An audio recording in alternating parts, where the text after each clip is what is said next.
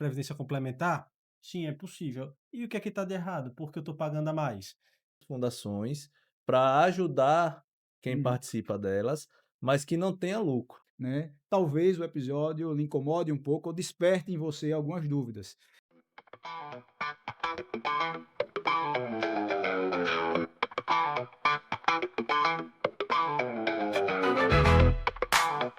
Fala, fala galera! Estamos no sexto episódio do nosso podcast Além da Decisão. Hoje, um tema importantíssimo. Eu sou Diogo Dória e antes de trocar no tema, quero que meus co-hosts se apresentem. E aí, pessoal, tudo bem? Estamos de volta, nunca mais nos vimos. Hoje, nosso sexto episódio. Eu sou Rômulo Augusto. Estamos aqui para falar de um tema muito bacana que vai afetar um monte de gente. Vamos tratar sobre decisões dos tribunais superiores, Turma Nacional de Uniformização, Superior Tribunal de Justiça, e vamos abordar tecnicamente obviamente, de forma mais branda todo esse tema e vamos além da decisão. Fala pessoal, retornando aqui com o nosso podcast, hoje falando sobre um tema específico para os aposentados e pensionistas e trabalhadores na ativa do sistema Petrobras. Siga a gente lá nas redes sociais e vamos lá dar início a esse novo episódio. Vamos nessa! Hoje o tema é um tema, como eu disse, importantíssimo, especialmente para você que é da Previdência Complementar Fechada, você que é da Petros, da Fachesf, da Funcef, da Previ. Hoje nós vamos falar sobre os empréstimos que essas previdências fazem para você, beneficiário da Previdência Complementar. E aí, como o Rômulo colocou muito bem, nosso podcast ele vai além da decisão, vai além do acórdão, da sentença e do despacho. A gente vai tocar aqui de forma simples e bem natural, acessível sobre essa temática. Rômulo, para começar, eu queria que você falasse um pouquinho do que acontece na relação entre previdência complementar fechada e a possibilidade de emprestar dinheiro ao seu beneficiário. Meu amigo, é o seguinte, me aposentei, e agora, né? Vou curtir minha vida, tô tranquilo, trabalhei o que eu tenho que trabalhar, agora eu vou pegar meu benefício do INSS, minha previdência complementar, vou ficar sossegado. E aí não é bem assim. Eu vou lá, me aperto, preciso de um empréstimo e de repente eu descubro que no empréstimo estão me cobrando mais do que deveriam. E aí a gente vai nessa relação. É possível a gente fazer um empréstimo dentro da previdência complementar? Sim, é possível. E o que é que está de errado? Porque eu estou pagando a mais. É onde a gente vai tratar dessas decisões. Primeiro, a gente tem que entender que não temos uma relação econômica. Então, a previdência complementar ela não pode ter lucro. Isso aí a gente tem isso na legislação infraconstitucional, né, que não pode ter a pegada do lucro. Você não pode ter a pegada do lucro, ele pode realizar empréstimo, pode realizar empréstimo, mas eu não estou sujeito às mesmas taxas de uma instituição financeira.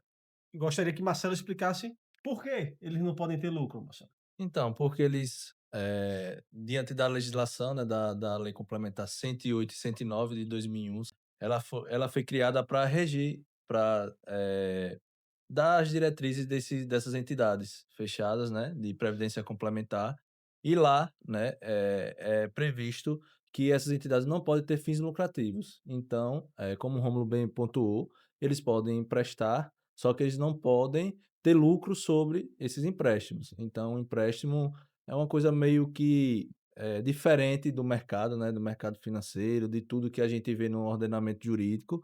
É um empréstimo que você não pode ter fins lucrativos com ele. Então, foi uma forma encontrada por essas fundações para ajudar quem Hum. participa delas, mas que não tenha lucro. Então, é até importante a gente pontuar isso, porque às vezes a gente é questionado: "Ah, mas se eles não têm fins lucrativos, por que eles emprestam dinheiro para o participante?" Porque é permitido pela legislação, mas eles não podem ter isso como, a natureza jurídica deles, né. A natureza jurídica deles é ser uma previdência que vai complementar, quando a pessoa se aposenta, o benefício dele. Perfeito, Marcelo. Na verdade, eu que até para complementar, a gente está tratando de uma entidade de direito civil, né? as entidades de previdência complementar são fundações, não é verdade? Então, assim, diferencia um pouco, voltando um pouco aqui à temática, mas diferencia um pouco não, totalmente, do regime geral, né? Do INSS que a gente está acostumado. A previdência que ela foi feita para complementar. E por isso que ela é fechada. Normalmente ela é criada ali, a fundação, então natureza de fundação, né? Não lucrativa, como o Celo colocou, e ali para beneficiar o seu associado, para prestar o serviço principal dela é a previdência. Mas aí ela tem como atividade secundária o empréstimo, mas em condições É diferenciadas, né? importante diferenciar, Diogo, também das entidades abertas, né? As Claro, claro. previdências suplementares das entidades abertas, que é É. regida por uma entidade financeira, por um Financeiro, instituições banco, financeiras, é. né? E essa daí diferencia das entidades fechadas. As entidades fechadas, elas não podem ter esses fins lucrativos. Então, peraí. Então, já que não pode ter lucro, eu peguei R$ 100.000, vou parcelar em 200 vezes sem juros. É isso? Será? Será que é isso? Será que você está pagando mais do que você deveria? Não é bem isso. Depende, né? Não é bem isso. A gente está dizendo que não pode ter lucro, mas também não é para ter prejuízo. Então, parcelar sem juros não vai existir. Saiu decisão recente do STJ, falando sobre o agiota, que a agiotagem é um Não contrato de não estamos mútuo. chamando ninguém de agiota, né? Não, estou fazendo uma correlação. O agiota, que é uma atividade que está prevista no Código Civil, que é o mútuo, né, o contrato de mútuo, o STJ decidiu que ele pode sim cobrar juros, mas limitado a 12% ao ano, de acordo com a lei da usura. É uma lei muito antiga, mas que ela foi usada nisso daí. Então, Que é se o, aplicada para os agiotas, que inclusive. é aplicado nos agiotas. Então, imagine, se alguém que empresta dinheiro que não está numa relação financeira dentro do sistema financeiro nacional, o judiciário permitiu que fosse cobrado de acordo com um limite legal, imagine, então, uma entidade privada complementar, fechada, ele também pode ter. É, Não é sem juros. é importante destacar que é o seguinte, o histórico disso, né? O que é que aconteceu? Foram criadas as previdências complementares fechadas das empresas. Sim. As Muitas grandes delas empresas, né? públicas, né, lá na década de 80, na década de 70, 80, né, a Petros ela foi Chamados criada. fundos de pensões, Isso. né? E aí começou a juntar o dinheiro e acabou que esse dinheiro, ele sem movimentação, não tinha como se atualizar Só um minutinho, Marcelo. Então, esse dinheiro é fruto da capitalização dos aportes dos dos próprios beneficiários, participantes. né? Aí Então, precisava investir para poder isso, aí que foi que conferir lucro. aconteceu. Em um determinado momento, porque existe legislação própria deles, existe regulamentos. O regulamento permitiu, Contratual, inclusive, né? contratual, permitiu que fosse feito empréstimos para os participantes. Claro, cobrando uma taxa diferente do mercado, né? Que a gente sabe que é diferente do mercado, a taxa de juros é diferente do mercado, mas que possibilitaria a pessoa pegar esse dinheiro e pagar em parcelas com juros que fosse limitado ao que é previsto pelo STJ, pelos tribunais superiores. Então, a prática de emprestar dinheiro para o participante se transformou em uma coisa, um costume que se transformou em uma lei que foi regida por esses regulamentos e hoje a gente está diante de um, vamos dizer assim, uma invenção jurídica que passou a ser permitido dentro dos fundos de pensões. Fazendo uma breve ponderação aqui, a gente acabou não falando, mas nós trabalhamos com associados na verdade, beneficiários da Petros e outras fundações já há 18 anos aqui em Sergipe e no Brasil, né, há 10 anos aí, a gente tem trabalhado bastante com esse tipo de cliente e o objetivo aqui é realmente criar em vocês sem falsas promessas, obviamente, a reflexão com relação a esses empréstimos. Então, você que é beneficiário da Petros, da Fachesf, do Funcef, da Previ, né? Talvez o episódio lhe incomode um pouco ou desperte em você algumas dúvidas. E aí a gente vai tratar disso aqui, né? Primeiro ponto, já ficou claro, a fundação, a previdência complementar fechada, ela não é instituição financeira, tá? Então, esse ponto acho que já está dirimido, né, Romulo? Tranquilamente. E a partir daí, a gente passa a tratar aí de algumas outras coisas que podem interessar vocês, né? Veja bem, eu não sou instituição financeira. Então, se eu não sou instituição financeira, eu estou agora por não estar no sistema financeiro nacional, eu estou limitado à lei chamada Lei de Usura. O que é que a Lei de Usura diz? Você pode cobrar juros a no máximo 12% ao ano, o que traduzindo, 1% ao mês. Aí você vai lá no seu contrato de empréstimo, no seu da sua previdência complementar fechada, e olha lá qual é os seus juros. Eu posso garantir, não garantir, mas eu tenho muita quase certeza que a maior parte das previdências complementares privadas, os juros está abaixo desse limite. "Ah, então o problema não está nos juros". Não, o problema não está nos juros. As decisões nacionais, das cortes superiores e da Turma Nacional de Uniformização, chamaremos a partir de agora de TNU, ela determina que se limita a esses 12%. E existem alguns fundos, a nível Brasil, que está acima desse limite. Inclusive a tese passou na TNU, porque um fundo cobrava mais do que esse limite de 12% ao ano. Perfeito, muito bem pontuado. Então, Marcelo, dá para a gente ficar claro aqui que o problema não é o empréstimo, tá? É como ele está estruturado. Não é isso, Marcelo? Então, Isso. você tem coisas ali dentro que, obviamente, e aí você, mais uma vez, que é beneficiário, né? A gente fala muito de benefício, né? O benefício, meu benefício está defasado, meu benefício sofreu desconto disso, daquilo, mas ninguém fala de empréstimo. Então, começa com a forma como é contratado, né? Existe um contrato, né? Todo empréstimo ele precisa ter um documento que comprove que aquele dinheiro foi emprestado e que a pessoa aceitou aquele empréstimo. E dentro desse contrato, né? O Romulo pode pontuar bem isso. Existe as regras, existe o que foi acordado entre as partes. Então, o primeiro ponto que a gente precisa entender é que mesmo você sendo participante, mesmo você participando daquele fundo, mesmo ele não tendo fins lucrativos, existe um contrato que é regido entre o participante e a fundação. É isso. É uma coisa que eu estava aqui raciocinando sobre isso. Imagine, um juros remuneratório de 0,59% ao mês, frente a um juros remuneratório cobrado em média de 3% quando é desconto em folha, né, quando era, né, desconto em folha para aposentados do INSS, por exemplo, é em média de 2 a 3% de juros ao mês, frente a um plano complementar, os que a gente mais encontra, que é 0,59%. Eu não posso dizer que esses juros é abusivo, Abusivo, é claro. mas a gente encontra outros detalhes que a gente vai tratar aqui, que a gente vai chegar lá. Quando eu pego um contrato de empréstimo, eu vejo lá 0,59% de juros remuneratórios, 0,27% de seguro. Seguro também a gente não tem o que tergiversar. Tá lá, é legal, a jurisprudência toda, entende que pode sim colocar o valor lá do seguro, mas veja, a gente está de frente com valores muito bons para quem está pegando esse empréstimo, certo? Mas significa dizer que está certo? Não. A outra coisa que eu vejo, meu Deus, Sim. Marcelo, é que, esses empréstimos, às vezes, ele cresce muito o olho por ser um valor muito baixo, assim, atrai, né, cresce muito o olho, atrai o participante, e aí ele acaba entrando numa bola de neve, porque eu vejo muita Renovam gente, muitas vezes, são né? renovações. Ele pega um empréstimo de 100.000, mas ele renovou tanto esse empréstimo que na conta dele só vai cair R$ 1.200. E é importante essa pontuação, Rom, porque é o seguinte: as renovações, ela também tem forma para ser feita, Claro, né? claro, claro. Então, assim, muitos participantes não entendem que quando você vai renovar, você precisa fazer um novo contrato, No mínimo aditivo, né? isso, precisa fazer, precisa respeitar a formalidade que é posta lá no nosso Código de Processo Civil.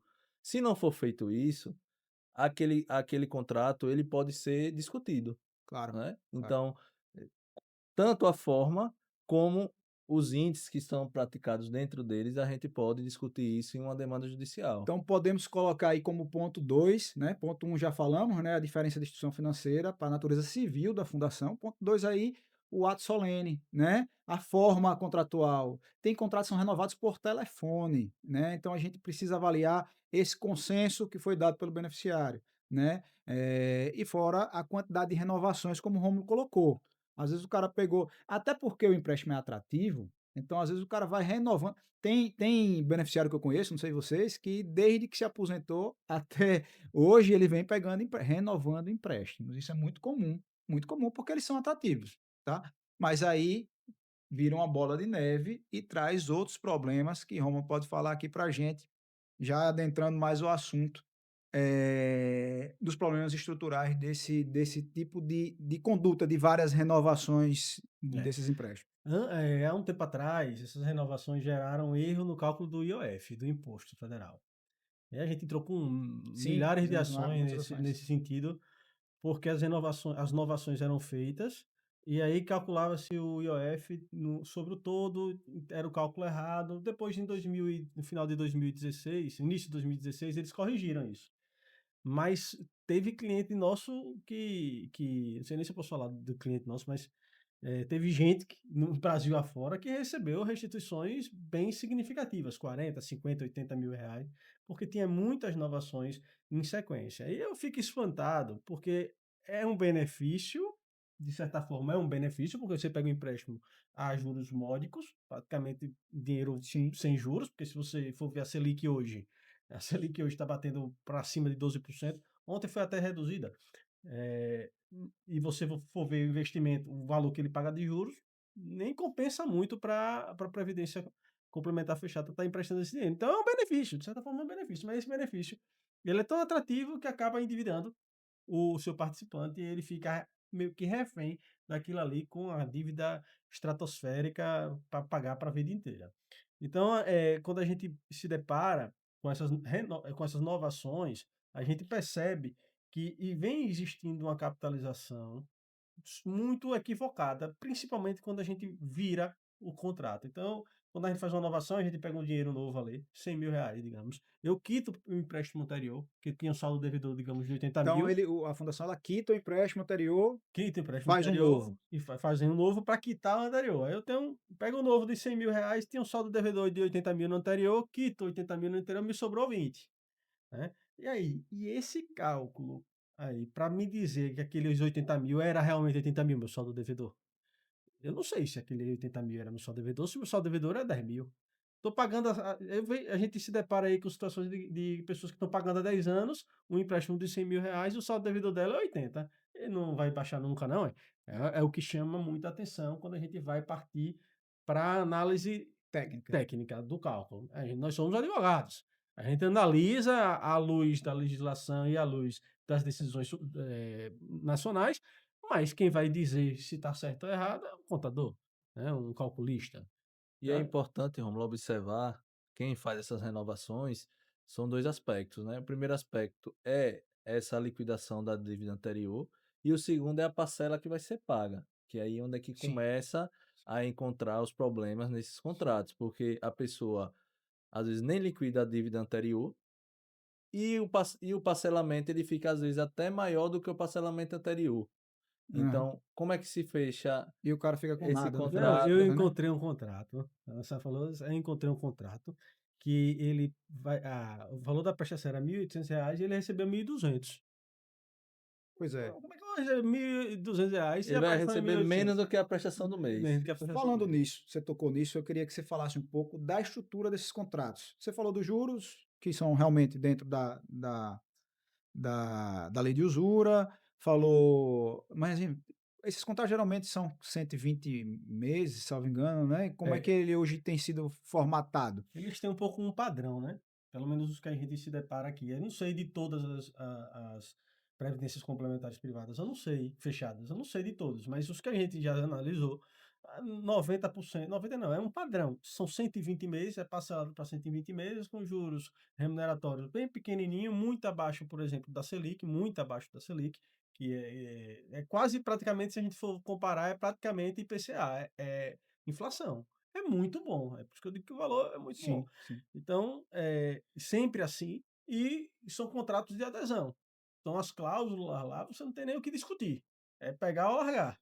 E como você falou, tem entidades que o empréstimo e as inovações são feitas via telefone ou via site, né? O cara vai lá, entra no site no sistema da Fundação, né? Previdência e da Fundação e faz o empréstimo e o dinheiro entra na conta, está descontando lá do salário dele, ele não está nem olhando o valor que está sendo descontado, ele está preocupado com o dinheiro que está entrando ali na conta dele naquele momento, está apertado, quer comprar um remédio, quer pagar uma dívida, botar combustível no carro e vai. E é aí onde entra também que tem uma outra coisa que espanta bastante, é que eles entram em contato. É, Abriu uma brechazinha ali nos uma 30% dele margenzinha na margem. Olha, você tem aqui uma margem de R$ 2.000. Quer? Quero. Nem pensa. Não vai pensar. Tá apertado. Porque se empresta, tá apertado. Ele vai lá, pega os R$ 2.000 e aí ele não analisa isso. Então, estruturalmente, o que é que ele vem? Ele vem um resumo dizendo o que é que ele tá normalmente recebendo. eles não têm acesso ao contrato inteiro, né? Não tem. Chega um quadro, Extrato. resumo, o contrato fica lá no site, aí ele vai lá, tá dizendo quanto daquele valor ele está pagando a dívida anterior, se for uma inovação, se for um contrato novo, o valor que ele está pegando ali, aquele valor ali, quanto é de imposto, quanto é a taxa de juros remuneratória, quanto é, os índices de reajuste, quanto é o seguro. Quando você analisa só isso, tá tudo bonitinho. Mas quando você vai pagando, fazendo a evolução da dívida, aí você percebe que tem um erro na atualização, que você começa a pagar mais do que o que você deveria. Então, se eu comecei a pagar R$ 1.000 e esses, como tem correção e tem inflação também sobre esses contratos, eu começo a pagar de R$ 1.000, mas eu sei que eu vou terminar pagando 2.500. Isso é claro, notadamente vai acontecer. Mas não seria da forma como eles estão dizendo. Aí quem está pagando há muito tempo vai encontrar um valor ali que pagou a mais do que o que deveria, e dali para frente também deveria estar pagando menos do que o que está programado para ser pago. Perfeito. Marcelo, veja, eu acho que tem uma coisa que a gente tem responsabilidade em falar que o empréstimo traz, de certa forma, esse transtorno por conta dessa bola de neve, né? Embora seja atrativo, como a gente já falou aqui, e não é errado pegar empréstimo, então, um empréstimo tão atrativo como esse. O que a gente está questionando aqui é a forma. Mas, para além disso, eu queria que você falasse, a maioria, eu tenho visto muito contra-cheques, inclusive zerados, porque aí entra equacionamento, entra MS, inclusive gente recebendo boleto por fora, porque a margem, como acabou de falar aqui, por isso me veio à cabeça, já não suporta, então a fundação tem cobrado por fora através de boleto. E mais, as ações monitórias, né. Tem gente, na Petros mesmo, ajuizou várias ações monitórias, vencendo antecipadamente o empréstimo, porque a pessoa não conseguia pagar, não suportava mais, e eu queria que você falasse um pouco sobre isso, porque eu acho que vai até inclusive contra a dignidade, contra o mínimo existencial, né, coisas que a É gente o fala muito no nosso superendividamento, né? superendividamento. Então, desde 2018, eu vou falar agora específico do sistema Petrobras, né, da Petro, desde 2018 se cria uma rede de endividamento lá dentro, né? Primeiro começou com equacionamento, né, que é um equilíbrio financeiro autorial, né, do plano que está deficitário, então os participantes ele tem que, com a sua cota parte, recompor o fundo, né, para que eles tenham no futuro o direito a receber o seu benefício. Começou com o equacionamento, depois veio com o equacionamento do plano de saúde, foi uma criação jurídica, que diz que o plano de saúde estava deficitário e eles começaram a cobrar os valores que o participante usou do plano de saúde e não recompôs aqueles valores. 3 anos atrás começaram a fazer agora, porque não tinha margem de consignável, começaram a enviar boletos dos empréstimos, né, para os participantes e começaram a ingressar com as ações monitórias. Por isso que foi importante lá no início da nossa fala, quando a gente falou da forma, Sim, sim. porque a ação monitória ela é uma ação que ela vai criar o título Tornar executivo, aquele né? crédito um título Tornar aquele executivo, né. crédito no título executivo, né? Uma forma mais fácil de explicar para quem está ouvindo a gente, que ele vai se transformar em um título. Então, começaram a ingressar com as ações monitórias. E essas ações, ela traz a discussão da originalidade desse crédito. Então, algumas demandas a gente consegue barrar pelo processo, mas a origem da dívida ela existe. Sim, Então, aí é onde nasce a discussão de saber se isso que está sendo cobrado num contrato, ele é válido, né.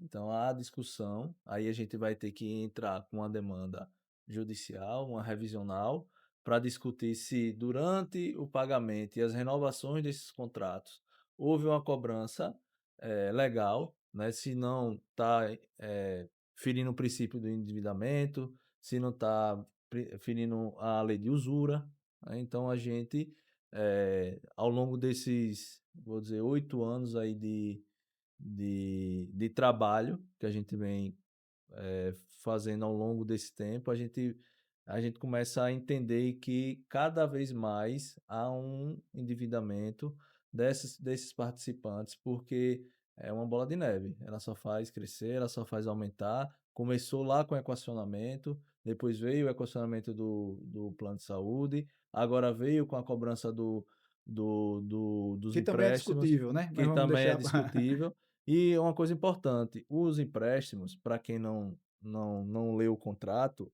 ele pode ser cobrado, né, Sim, total. Ele lá no contrato, vence antecipadamente, por né? isso que é importante você conferir o que você está assinando, né. Lá num documento, ele diz que a fundação ela pode lhe cobrar integral, né, ela pode antecipar. E aí, se constrói esse endividamento, né, e até, recentemente eu recebi uma notícia de que eles já estão pensando em um novo plano É, de já vem benefício. sendo discutido, né? E aí entra essa questão dos empréstimos, porque se tiver algo para ser restituído para o participante, ele vai ter que pagar antecipadamente esses empréstimos, por isso que é importante você revisar esse empréstimo para você não ter que perder, porque aí você vai perder 2 vezes, né. Você vai Sim, perder, porque você pagou a mais o empréstimo, e segundo, você vai perder porque você vai diminuir seu fundo lá,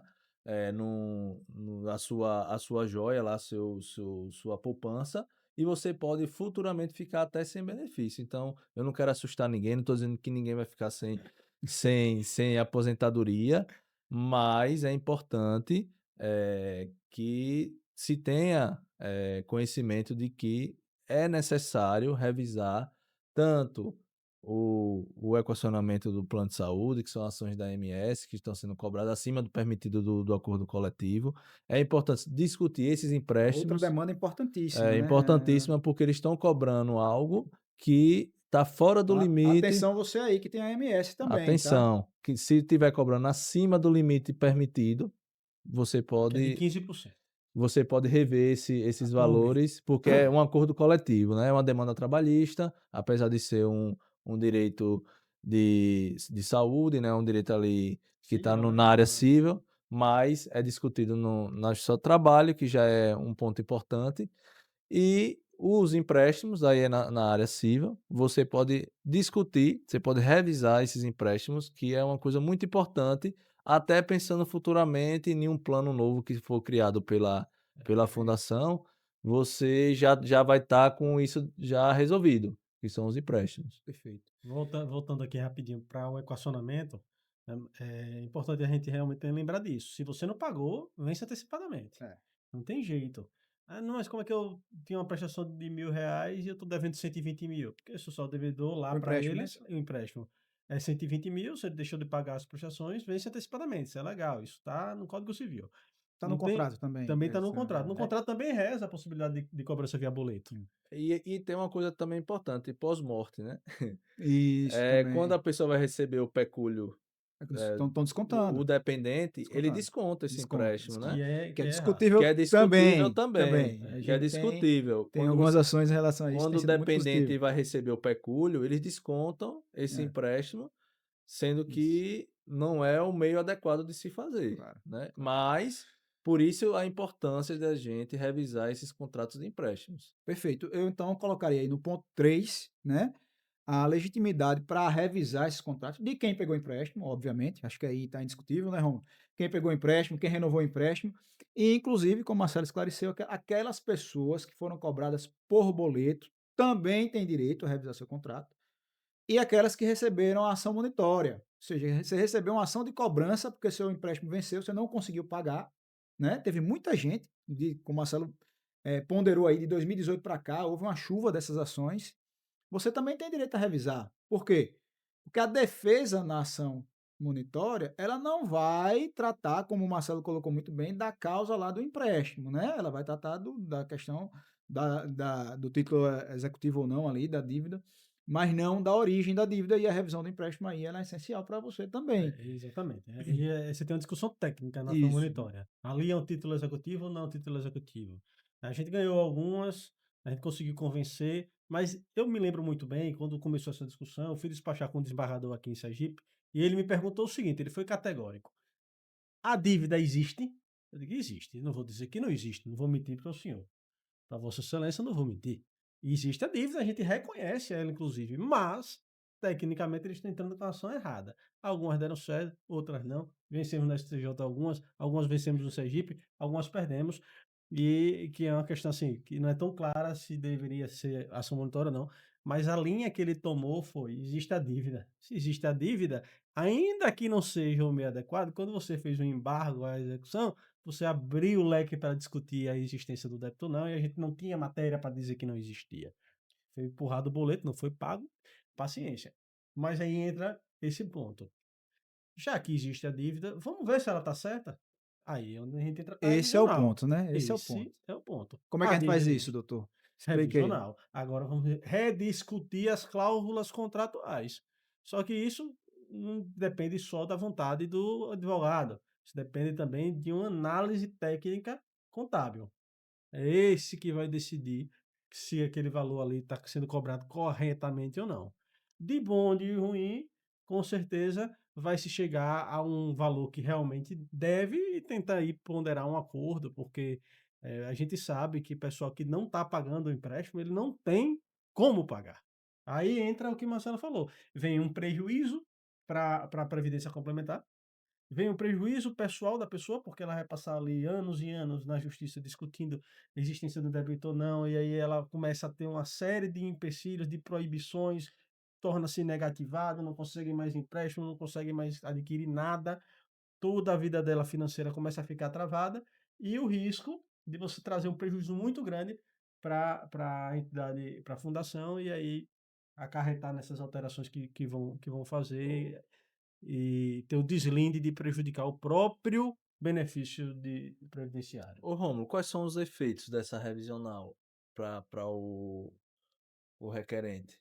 Bem, a gente não vai, eu não recomendo a ninguém que faça um pedido liminar para suspender os pagamentos, porque existe um Arriscado, risco né? muito grande de no final, ter um entendimento diferenciado do judiciário, aquele caso concreto ali ser diferente, e você, como tem responsabilidade objetiva sobre aquela decisão, você vem um estrondo aí grande para depois você ter que pagar. Aí você prejudica, um colega que advogado acaba prejudicando o seu próprio cliente, então não é uma solução Rômulo, legal. me permita aí aproveitar a pergunta de Marcelo, que eu acho que vale talvez um alerta, né?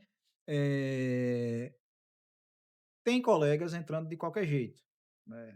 Porque obviamente talvez não tenha se aprofundado tanto nos contratos, né? E aí sem cálculo, sem um parâmetro mais firme, você acha que é arriscado? É como você falou da liminar, né, eu também acho, eu acho que é uma tutela, você deixar de pagar pode virar uma bola de neve lá para frente, né. Eu queria É. que você falasse um pouco sobre isso, o que é que você acha com relação a esse ajuizamento da revisional de forma segura? Perfeito. Segura. Deixa eu só concluir o raciocínio. Então, eu tenho como reflexo primário uma possibilidade de retornar dinheiro para o meu bolso, porque se eu paguei a maior, eu quero que me devolvam o que eu paguei a maior. E tem um reflexo para frente, que é adeque o valor da minha prestação. Então, se errado está, corrige-se tudo, devolve-se o dinheiro e aí vai pagar agora o valor correto daqui até o final do contrato. E esse dinheiro ele pode ser compensado? O dinheiro que Existe pode existe a possibilidade. Se existe um saldo devedor, existe a possibilidade de compensar Mas lá, pelo menos deixa de pagar, né. mas você vai ter de qualquer forma, você tem um benefício financeiro. Então Econômico, essa né, um proveito possibilidade, econômico, claro. ela é patente. Diogo, veja, eu aprendi isso muito cedo. Quando eu comecei a advogar, eu fui para uma audiência e aí o meu direito, eu estava defendendo o direito do cliente, o direito era péssimo. Aí a juíza me disse assim: "Doutor", Não sei porque isso acontece no começo, né. disse: "Doutor, não faça o acordo, porque você pode fazer uma jurisprudência negativa para o seu cliente". Eu fiquei com aquilo ali na cabeça, e tal, não fizemos o acordo naquele momento, mas fizemos a posteriori, porque o acordo era bom para ele, o direito era ruim, e aquilo ali ficou na minha cabeça e eu levei isso comigo para a vida. Como a gente atua muito com ação de massa, a gente tem que ter muita responsabilidade, porque um passo mal dado, você faz uma jurisprudência negativa de um direito que era bom e acaba atropelando o direito dos outros. E eu vou dar um exemplo. Nós ingressamos, né, lá no escritório, com diversas ações do IOF, que eu falei aqui, do imposto Sim, sim. que estava sendo calculado errado. Um colega em outro estado pegou essa tese e replicou. Só que ele replicou de forma atabalhoada. O que aconteceu? Quase traz Foi o cronograma. negativo. A gente foi para uma turma regional de uniformização No para Rio Grande do discutir no Norte. Rio Grande do Marcelo, Norte, para discutir quem é que estava Veio lá certo. fazer a Marcelo não foi lá sustentação. sustentar, né? E aí a gente parou o processo aí 2 anos, os processos tudo suspenso, porque tinha que fazer essa análise da TRU e corria o grande risco de uma tese que era nível nacional despencar por conta de um problema, de uma má aplicação. Então, você vai ingressar com essa ação, meu amigo, estude bem os contratos, faça o cálculo prévio, avalie se aquele cliente de fato tem direito, porque se ele não tiver, você vai levar para a justiça, vai ter uma negativa e aí a outra parte, que está errada, na maior parte das situações, vai ganhar jurisprudência positiva para ele e pode atrapalhar não só o nosso cliente, mas o cliente de qualquer pessoa que entre no Brasil afora. Então isso tem que ser muito bem trabalhado. É um risco que tem que ser muito ponderado pelo operador do direito. Cuidado com quem vocês contratam para ingressar com essa ação, porque o risco é patente. Perfeito. Então, você, beneficiário, atenção ao colega, à colega que você está contratando. Obviamente, escolha alguém de confiança, alguém técnico que conheça do processo. E você, colega, atenção à causa que você está ajuizando. Eu sei que às vezes a gente, até especialmente quando você está ali numa fase complicada, ou no início, você está e você quer entrar com ação porque acha que é um grande negócio e não conhece do tema. É importante a advocacia, antes de tudo, é estudar, né, se preparar. É isso.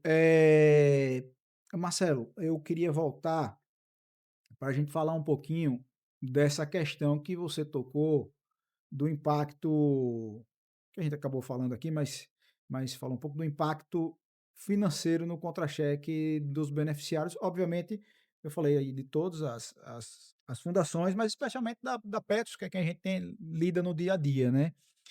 Então, você falou do equacionamento, falou do Do, equacionamento no plano de do saúde, plano de saúde né, e dos empréstimos. dos empréstimos, que é Esse a é o nossa tema do temática, né? nosso podcast. E é bom a gente entender que existe participante que fica zerado, né? Com contra-cheque Isso zerado, tem sido muito porque comum, né, inclusive. Mas você falando de equacionamento, desculpe ter interrompido, Marcelo, eu lembrei de uma outra circunstância. Quem paga equacionamento pode deduzir aquele valor do equacionamento no imposto de renda.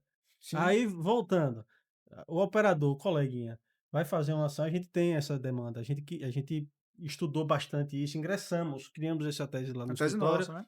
ingressamos com essa ação e aí fomos copiados, né? O que é normal, faz parte da vida. A gente também já ingressou com a tese de outras pessoas, né? Isso é normal, se dissemina no Brasil. E aí, no equacionamento, o que aconteceu? Entraram com a ação no STJ, hoje está no STJ suspenso o tema dessa questão da dedução do equacionamento no imposto de renda, porque estão pedindo que não se incida o valor do pago no equacionamento no imposto de renda. Não é essa a tese, é rara a forma de pedir, que é que causa, suspende todos os processos no Brasil. Mas o equacionamento, ele tem, mas a gente consegue diminuir a dor, né? A gente diga, Sim, né? sim, O judiciário consegue diminuir a dor. a gente consegue recuperar aquilo que está sendo cobrado de maneira equivocada, né? Então, exato. com o imposto de renda, que é uma parcela tributável, com o plano de saúde, que é cobrado acima do permitido, com os empréstimos que são cobrados juros de maneira equivocada. Então, a gente tenta diminuir esse, esse endividamento, né, que o participante já vem passando, porque além de tudo isso, ainda tem pensão alimentícia, que alguns às vezes têm outros contratos de empréstimo com outras instituições Muito. financeiras, né? Então, e além do equacionamento, né? O equacionamento, falando do equacionamento que eles têm que fazer, eles vão ter que recompor o fundo, né? Então, esse equacionamento aí é que ainda. Em algumas previdências foi cessado, né? Se não me engano, a Não, FUNSEF, a Previ, né? aqui em Sergipe teve uma liminar, né? Que ela É, foi. mas Ela caiu, né? caiu e aí piorou ainda mais, né? Voltou. Eles Porque, fizeram dois porque eles estão parcelamentos, fazendo É. outro parcelamento 2015 e desse 2021. período que 2018 e outro ficou até 2015, né? 2021. 2021, isso mesmo. Então, assim, a pessoa está cobrando dois parcelamentos, a pessoa está pagando dois parcelamentos de equacionamento. Então, assim, já vi situações da pessoa estar com o contra-cheque sem receber R$ 1 de previdência complementar. Perfeito. Então, É muito comum, é viu? E você que está difícil. nessa situação, preste atenção, porque como a gente falou aqui, né? Tem a questão da AMS, provavelmente aumentou bastante no seu contra-cheque. A AMS, ela sofreu também um equacionamento, né, a gente pode chamar de equacionamento também, e que prejudicou muito, né, a gente falou aqui do acordo coletivo, ela ultrapassou o acordo coletivo.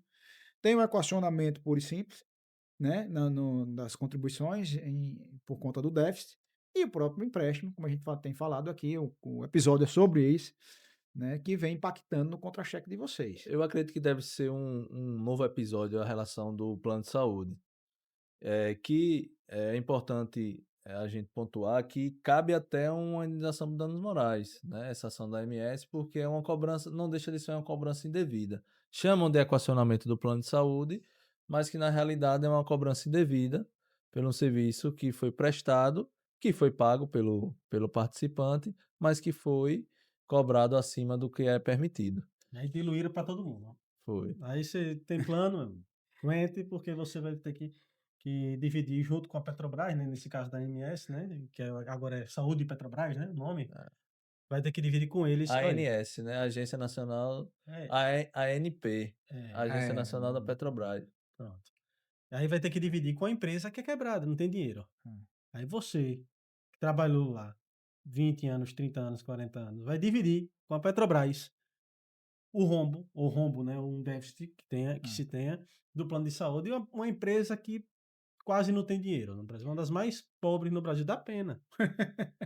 Ô Rômulo, voltando aqui às revisões de empréstimo, vamos lá. Esse cálculo pode ser feito qualquer um? É um cálculo como o cálculo que é feito de revisão de banco, revisão de carro, como é que funciona? E onde se ajuiza essa ação? Como é que funciona? Explica aqui pra gente, para ficar claro para todo mundo. Essa é uma ação contra a fundação, ela não tem cunho, Não é contra a não é Petrobras, contra a óbvio, Petrobras, é contra as contra, empresas patrocinadoras, né, melhor exatamente, dizendo. portanto, ela não vai para o seu trabalho, né, então ela é uma relação Civil, né? civil, não Contratual, chega não chega, já é pacificado que não é defesa não é do consumo, né? SDC, né, quando Código de Defesa do Consumidor, mas é uma relação civil. Então vai para a justiça comum, tá. E aí tem estados aí que a gente sabe que a justiça comum não funciona tão bem, o estado de Sergipe a gente não tem o que falar da velocidade dos processos. Aqui, a meu ver, a jurisdição de fato existe, a busca do jurisdicionado pela decisão judicial aqui no que tange ao Ao tempo, tempo, né? Pelo menos. ela é, porque a gente pode discutir, essa sentença eu concordo, essa eu não concordo, essa o juiz analisou, é então normal, porque são seres humanos e a gente enxerga a vida de maneira diferente. Mas do ponto de vista temporal, aqui é excelente, mas a gente sabe que tem estados que não funcionam tão rápido assim. Mas vai para a justiça comum. Em relação à produção desse cálculo, dessa análise técnica contábil ou autorial, seja lá quem é que vai fazer isso, é difícil encontrar alguém que consiga fazer. Eu digo que a gente passou aí desde 2022 estudando isso e buscando colegas profissionais, né, não na área jurídica, mas colegas contadores que conseguissem produzir esse cálculo na forma como a gente enxergava. E a gente penou bastante, então não vai ser tão fácil encontrar alguém.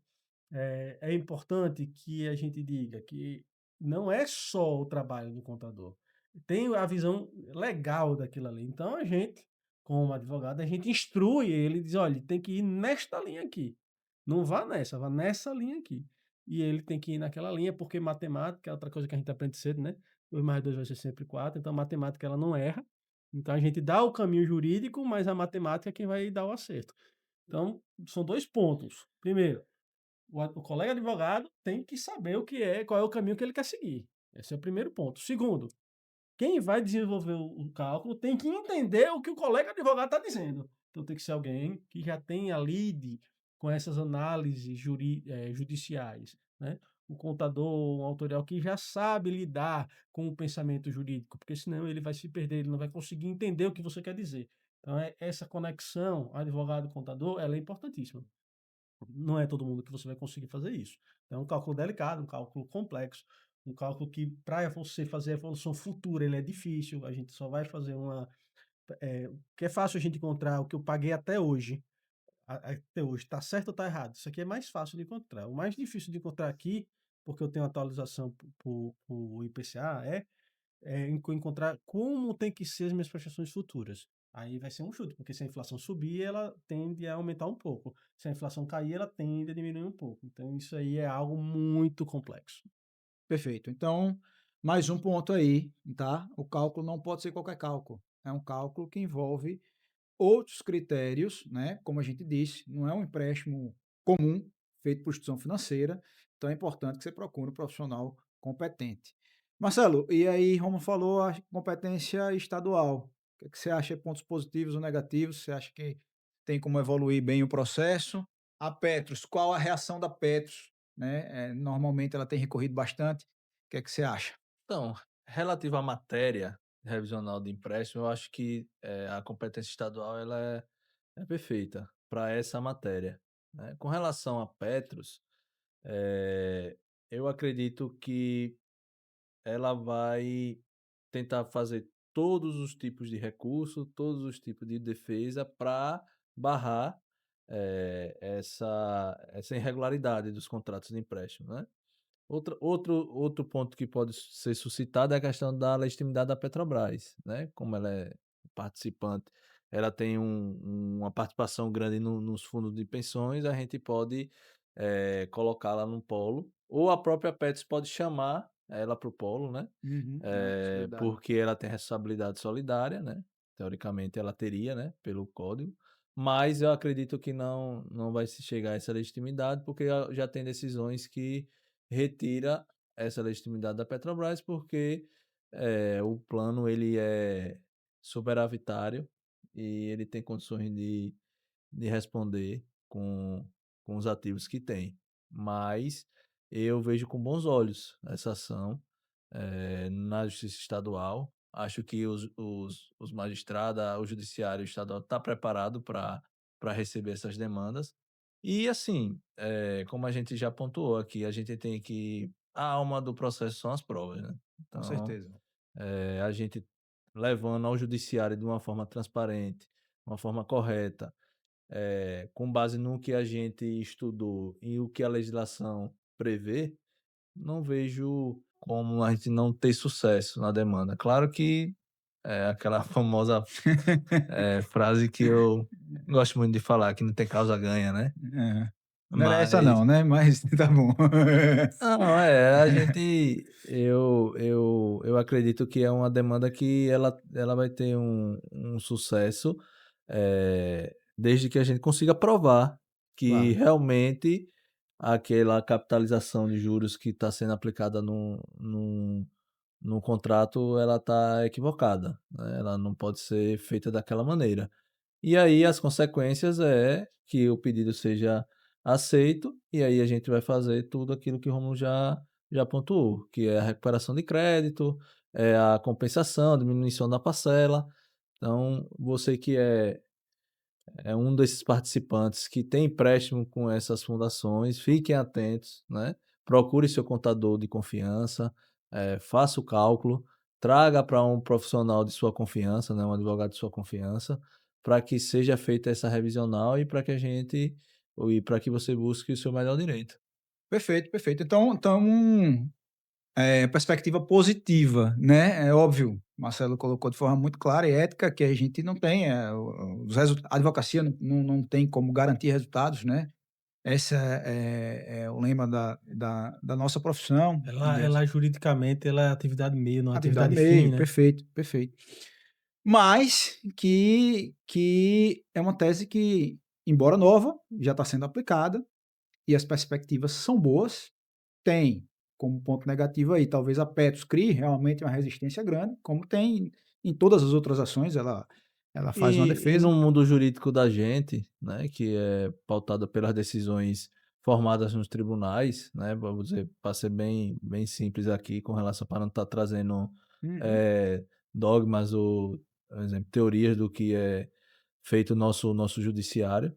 Assim, o que é decidido nos tribunais, ele vai se repercutir nas claro, outras reflete, instâncias, né? né?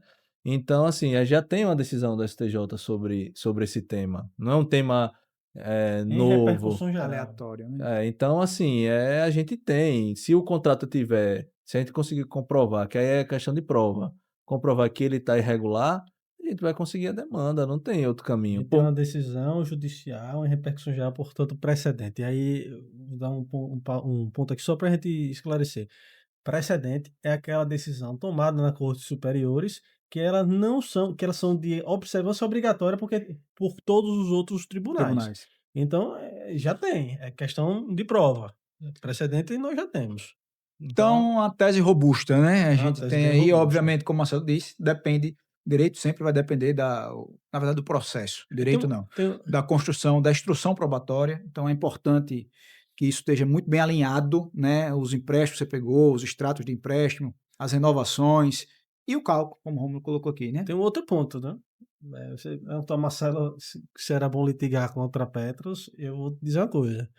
Eu prefiro 500 ações contra a União e o INSS do que uma ação contra a Petros. A Petros, ou a Petros ou qualquer fundação dessa, eles recorrem, fazem embargo, do agravo, vai para o STF, para a Corte Internacional. Eles nunca desistem, mesmo sabendo que o direito está péssimo. Eu pensei num negócio aqui agora que falam muito da advocacia predatória, né? Essas empresas utilizam a defesa predatória. É uma defesa que ela vai se arrastando ao longo do tempo e não percebe que isso é prejudicial ao próprio processo Infelizmente é pouco e à mutado, própria né? empresa, né? Porque É. quanto mais você recorre, mais aquela dívida vai Vai aumentando, aumentando.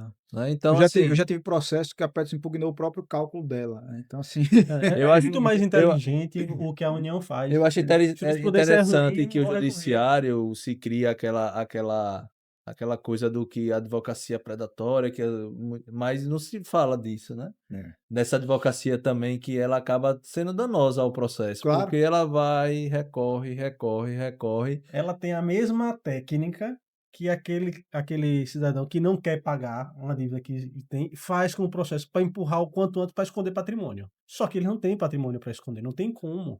Então gera um prejuízo muito maior. E é uma fundação, né? Então não tem por que ter essa política. Se criou essa política de defesa, mas que eu não vejo sentido. Mas é também uma política interna da empresa, a gente não tem como Mas eu, discutir. eu, eu concordo com vocês. Eu acho que a tese, a ação em si é uma tese robusta, né?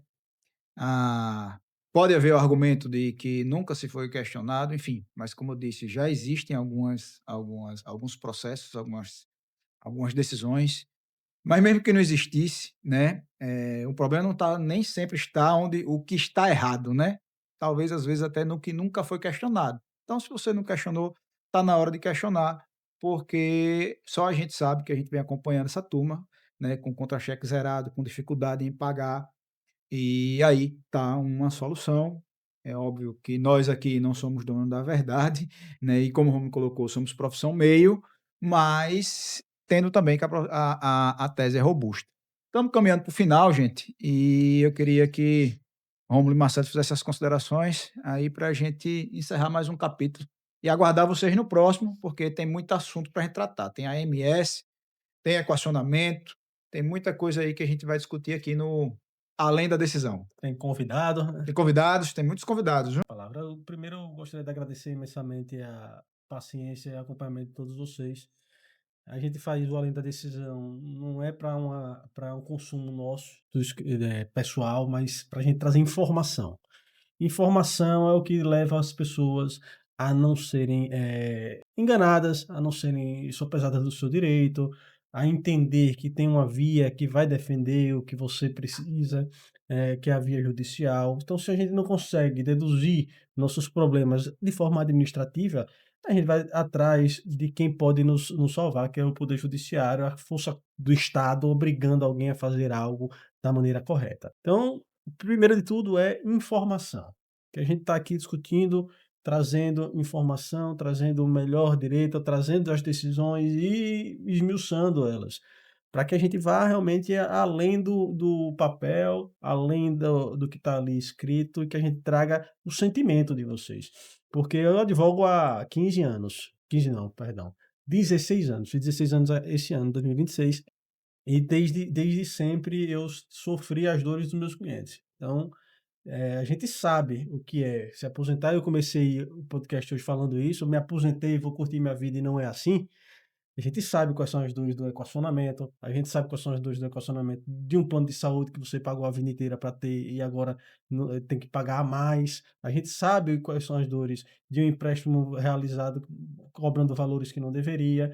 Então, mas como é que você sabe se você não vive isso? Eu vivo através dos meus clientes, dos meus amigos, de quem está ali na lida comigo todos os dias, né?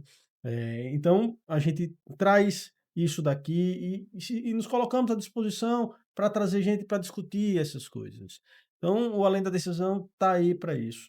A gente vai estar sempre trazendo novidades técnicas, novidades processuais e estando sempre próximo de vocês. Bom, eu gostaria de agradecer também a todos, né, e a todas. O primeiro de 2026, né, o Além da Decisão, agora em março a gente conseguiu fazer o primeiro episódio, que é um episódio, as pessoas podem achar que é específico de uma determinado setor da sociedade, mas que é amplo, né? A gente está Sim. falando sobre revisões de empréstimos, a gente falou muito aqui sobre direito civil, direito processual civil, um pouco sobre o dia a dia, né? Então, eu acho que o podcast ele ajuda, né, que as pessoas entendam um pouco mais sobre seus direitos. Então é isso que a gente quer de uma forma simples, né? A gente está aqui para passar o conteúdo de uma forma simples. Então eu gostaria de agradecer mais uma vez. Gostaria que todos seguissem a gente lá nos canais, né, nas redes Boa. sociais, Marcelo ADV Aju e ADV Advogados e Associados. Sigam Além lá, da, curtam, além da participem, decisão. né? Além da E decisão. @além da Além da decisão. decisão. Podem seguir lá e curtir. Galera, também agradecer mais uma vez o 6º episódio. Esse é um projeto, como Marcelo e Rômulo colocaram, um projeto de iniciativa nossa, então assim, não tem apoio por trás disso, nem qualquer incentivo. É a verdadeira e fidedigna vontade de contribuir com a sociedade, às vezes temas mais relevantes, outros menos, mas sempre tratando de temas voltados ao direito, mas de forma simples, não fácil. Acho que às vezes é diferente, direito nunca é fácil. Mas trazendo de forma simples conteúdo para vocês. E se você gostou, faz lá o seu comentário. Se não gostou também, a gente analisa e estuda para melhorar, tá? Muito obrigado e vamos para o próximo episódio.